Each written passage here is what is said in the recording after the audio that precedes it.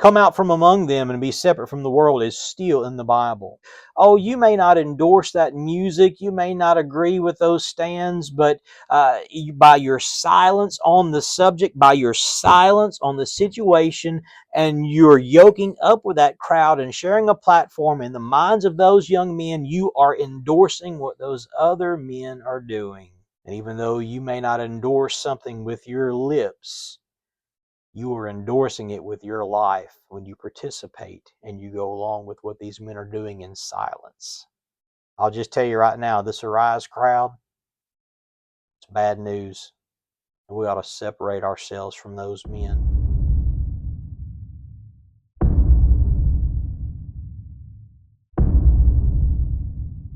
Well, good afternoon. Welcome back to the channel.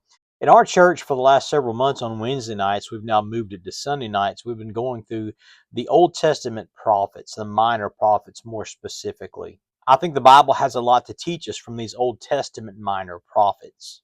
I've met people who discount the Old Testament and say it's not that important for us to study today, but it is vitally important for us to study the Old Testament. There's a lot of good prophecies in the Old Testament. There's a lot of good principles taught in the Old Testament. And for somebody just to say that we can just do away with the Old Testament, it's not for us, so we don't need to study it, we don't need to read it, we don't need to look after it, that's somebody who is very much showing their ignorance towards the Bible. One of my favorite things to study in the Bible is to do character studies, biographies. I guess I get that from my dad because that was always one of his favorite things as well. And I love to look at obscure characters of the Old Testament and see what the Lord did with them and through them and for them. I have a good preacher friend of mine. He's older now, but every time I see him, he always tells me, boy, I remember that message that your dad preached on Obed-Edom. If you're unfamiliar with Obed-Edom in the Old Testament, you ought to look him up sometime. That's an interesting study. But I'm interested this morning in King Jehoshaphat. If you're familiar with your Old Testament kings, you know that Saul was the first king over Israel. He reigned for about 40 years. David was the second king over Israel. He also reigned for 40 years, and then Solomon was the third king over Israel, and he reigned for 40 years as well. So between that 120 years, you had the kingdom that was united under one government. There was problems here and there. There was a little bit of division the first few years of David's reign. But for the most part, over that course of 120 years, the kingdom was united, and they rallied around their king. If you're familiar with the story, around 930 BC, after Solomon died, if you'll remember, Rehoboam, Solomon's son, he sought counsel of his father's counselors, and they told Rehoboam, said, look, Solomon was pretty hard on the people. He pressed the people. He demanded a lot of the people. And these people, they loved your dad. They loved Solomon, but they don't know you. So look, if you will comfort them, reassure them, say, hey, my father pushed you hard, but the temple's built, the house of Solomon is built, the palace is built. Let's just sit back and enjoy God's blessings. If you tell them you'll take it easy on them, then man, they'll love you and they'll serve you and they'll get in behind you. And Rehoboam thought about it for a little bit, and he said, I'll tell you what, I'll get back with you on that. And then Rehoboam went to the younger men, the men that he grew up with, the men that he was associated with. And basically, those men told Rehoboam, they said, look, you tell these people of Israel, they better get in line. If they think your daddy was bad, son, you're going to be a whole lot more rough on them than daddy ever thought about being. So Rehoboam sat back and he thought about the two different pieces of advice he had been given, and he decided to go with the advice of the young men, the men that he had grown up with. When he did that, the kingdom rebelled. They said, no, we're not going to do that. And the kingdom rebelled and the kingdom split. That was about 930 BC. So you had the two southern tribes of Judah that was made up of Benjamin and Judah. They were known as Judah. They stayed loyal to the house of David. And you had the 10 northern tribes that split off, and they went with Jeroboam. Those 10 northern tribes in their whole history never had a king that followed God, never had a king that served God. The southern kingdom of Judah, they had good kings and they had bad kings. But there's one king in particular I want to talk about today that was the fourth king that reigned over the kingdom of Judah, and that was the King Jehoshaphat. Jehoshaphat was a good king. He was a godly king. And in 2nd Chronicles chapter number 17, this is what the Bible said about Jehoshaphat. And Jehoshaphat his son, that's Asa, and Jehoshaphat his son reigned in his stead and strengthened himself against Israel. And he placed forces in all the fenced cities of Judah and set garrisons in the land of Judah and in the cities of Ephraim, which Asa his father had taken. And the Lord was with Jehoshaphat because he walked in the first ways of his father David and sought not unto Balaam, but sought to the Lord God of his fathers and walked in his commandments and not after the doings of Israel. Therefore the Lord established the kingdom in his hand, and all Judah brought to Jehoshaphat presents, and he had riches and honor in abundance. And his heart was lifted up in the ways of the Lord. Moreover, he took away the high places and the groves out of Judah. So we see that Jehoshaphat was a good king. Jehoshaphat was a good man who loved the Lord, who wanted to do right by the Lord. But Jehoshaphat had a problem. And Jehoshaphat's problem was this, that he could not keep from associating with wicked men. As you read through the Bible and you read the life of Jehoshaphat, you'll find out later that he joins forces with the most wicked king that Israel ever knew, King Ahab. King Ahab wants to go to war with Ramoth Gilead, and he calls for Jehoshaphat and says, look, Ramoth Gilead is ours. We're going to go up. And he said, I'm going to take it. You going to go with me? And Jehoshaphat said, yeah, I'll go with you. We'll go up and fight them. We'll take that land. You read about all this in 1 Kings chapter number 22.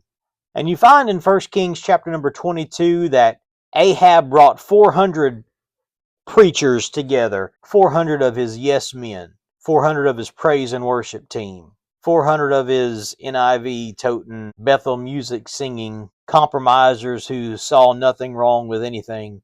But here's the problem. Here's a good man, a godly man, Jehoshaphat, in the middle of all that stuff. This is what the Bible said about that.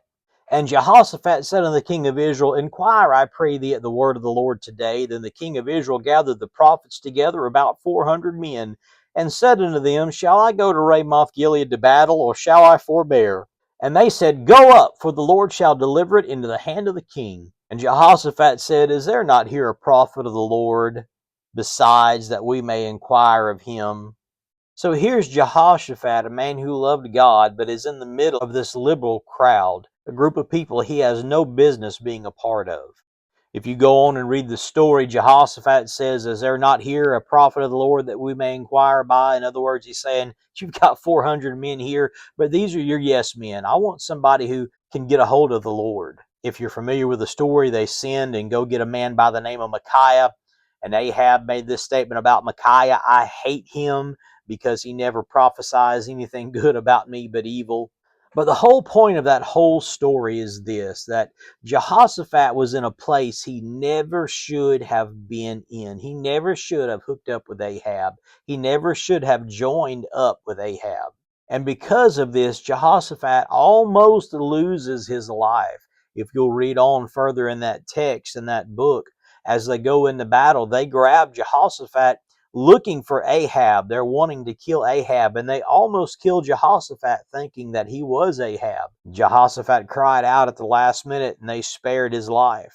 Later on, after Ahab is dead and Ahaziah, Ahab's son, is reigning, Ahaziah comes to Jehoshaphat and wants to go in the shipbuilding business and the freight hauling business together with Jehoshaphat. They're going to start the first Amazon. And the Bible says in 2 Corinthians chapter number 20, And after this did Jehoshaphat, king of Judah, join himself with Ahaziah, king of Israel, who did very wickedly, and he joined himself with him to make ships to go to Tarshish. As you read on in that passage, the Bible tells us the Lord appeared to Jehoshaphat and says, Look, because you've done this again, you've joined up with this wicked crowd again, I'm not going to bless it. And the Bible tells us that those ships were destroyed and busted apart. Jehoshaphat was a good king, a good man, but he kept associating with wicked, evil people. People who didn't love the Lord. Oh, they had the outward looks and the outward religion. Ahab had his 400 prophets, his 400 preachers. but they were not preachers of righteousness. They were not preachers of the true God. But you know the saddest part about all that is Jehoshaphat was raising children.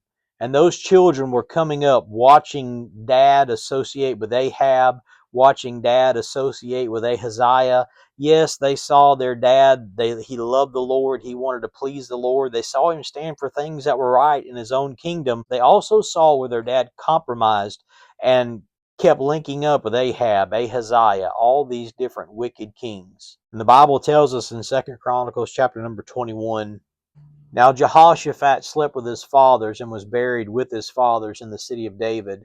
And Joram his son reigned in his stead. And he had brethren, the sons of Jehoshaphat, Azariah, Jehiel, Zechariah, Azariah, Michael, Shephatah.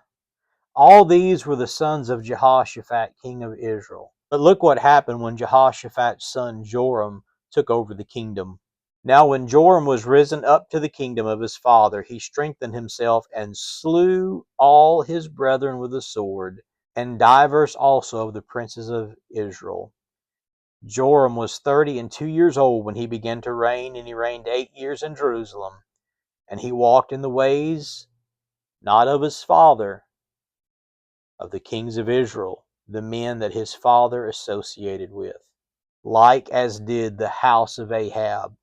For he had the daughter of Ahab to wife, and he wrought that which was evil in the eyes of the Lord.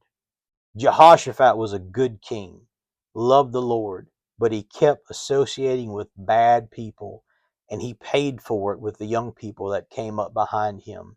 Here's the application to the story. There are a lot of good men today. They stand for truth. They stand for the King James Bible. They preach right doctrine, but they keep associating with men who do not. They'll share a platform with a man who will not preach exclusively from the King James Bible. They'll share a platform with men who use the pagan songs of Bethel and Hillsong. They'll preach in pulpits where this stuff is not only promoted and not just practiced and sung out of ignorance, but practiced and sung in the defiance of truth.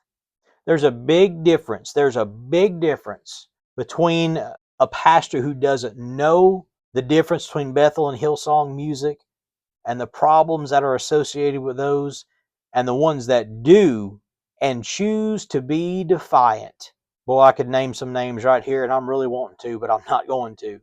But I'm telling you what, these men are playing with fire. And the sad thing about it is they have young preachers, young men, they have their own children that are coming up, and they're watching them associate with these wicked men, these evil men. They are going to pay for it through their children. They are going to pay for it through the young preachers that are coming up, that are watching them, and they are influencing their lives. Come out from among them and be separate from the world is still in the Bible. We're not to look like the world. The Bible still teaches that. It hasn't changed just because the culture has changed. But we have a lot of preachers today that want to change with the culture. No. Those that want to change with the culture, that's the Ahabs. Unfortunately, we have a lot of Jehoshaphat's that want to keep associating with these men and with these people. Don't be a good man with bad associations. Don't be a good pastor. Don't be a good preacher with bad associations, because I promise you, you may not pay for it through your children, but you'll pay for it through the influence you have on other young men and other young preachers that are coming up that see you associate and see you. Oh, you may not endorse that music, you may not agree with those stands, but by your silence on the subject, by your silence on the situation, and you're yoking up with that crowd and sharing a platform in the minds of those young men, you are endorsing what those other men are doing. And God's going to hold us accountable for that. Boy, that's a scary thought. That's a scary thought. Don't be a good man with bad associations. Watch who you link up with. Watch who you run with, because there are others who are watching you and watching what you do. And even though you may not endorse something with your lips, you are endorsing it with your life when you participate and you go along with what these men are doing in silence. I'll just tell you right now, this Arise crowd, it's bad news. and we ought to separate ourselves from those men, because the music that they are doing, the others that they are associating with, they're influencing a lot of young people to go in a direction that is contrary to the Word of God. Well, we love you. Thank you for watching the video today. If you've gotten help from the video today, please give us a like and a share. Subscribe, help us grow our channel. We sure would appreciate it. God bless you. Have a great day.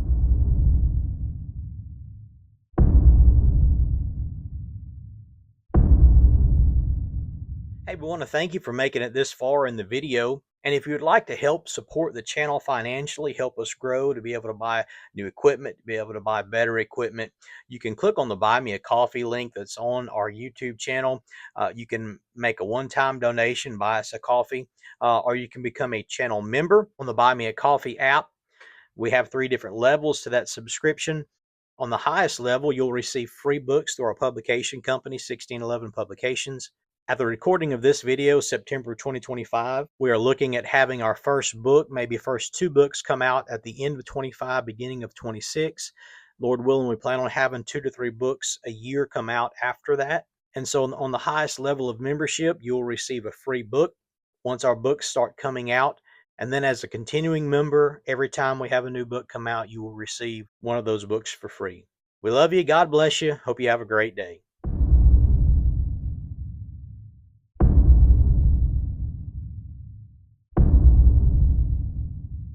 Now there's 3, and what did that? And we ought to define nakedness not by the world standards. We ought to define nakedness.